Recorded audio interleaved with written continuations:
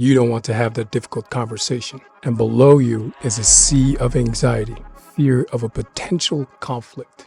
But on the other side is the resolution you want, not in fear, but in strength. I'll show you what I did. Do these exercises with me, and you will be empowered in less than 5 minutes. Let's go. Download the free exercise files on lifexp.com so we can get started. We want to embrace and understand the anxiety. Name your dragon. What is it that you're truly afraid of? You're probably having doubts. What if the conversation goes wrong? Anxiety is not your enemy. It is your body's way of alerting you of potential threats. Potential threats. You want to ask yourself, what's the worst thing that could actually happen? And then challenge that assumption. Is this fear based on evidence, or is this fear not even grounded in reality? For example, instead of saying this will go horribly, you could say this: my fear is based on evidence. It's based on previous experiences. And this conversation might be challenging, but it's a step towards growth. Or you could say this conversation might be challenging, and I'm afraid it won't go well. But my fear is not grounded in reality, and I need to take this step towards growth. Focus on what you stand to gain: clarity, resolution, and possibly even a stronger relationship.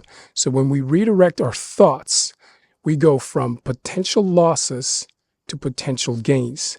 So you can transform your anxiety into motivation. Write down what you want to gain from the conversation. See yourself speaking confidently and imagine the other person responding positively. This isn't just about optimism. It's about preparing your mind for success. You're mentally preparing yourself to create that success. Plan your key points. Write down 1, 2, or 3 critical points you need to address. It's going to help you keep yourself grounded in the discussion. And if you get a difficult question and you don't know how to answer, you could say this: I haven't had the time to reflect on this. If this is really important to you, please allow me to think about it and get back to you. Just before you go into the conversation, ground yourself. Focus on your physical environment. Feel the chair under you. Notice the sounds around you. Play or sing your favorite song. Staying in the present in your body is going to keep you from getting lost in your anxious thoughts. Set a specific time and place for the conversation. When you schedule it, you've already taken a significant step towards confronting your fear. Start the conversation or the invitation to the conversation by stating your positive intention. For example, I want us to talk about something important to me because I value our relationship, and I'd love to hear your thoughts. This sets the stage for a constructive dialogue where both parties are ready to listen and engage. It's going to reduce the defensive reactions. But let's define small steps towards improvement. Step 1, describe your current self. For example, I absolutely avoid the person I need to have a difficult conversation with. Step 2, define what better looks like for you. Visualize and describe your better self. For example, I will not avoid conversations. I will face them head on, and I will schedule time to have the conversations.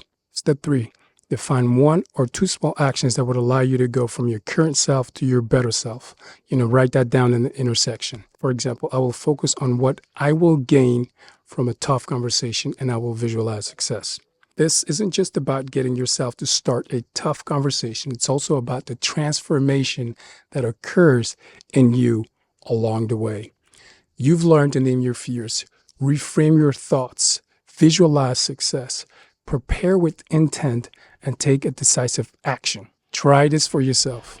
I did this, so you can do this too. My name is Chris Kasonga. Keep living an empowered life.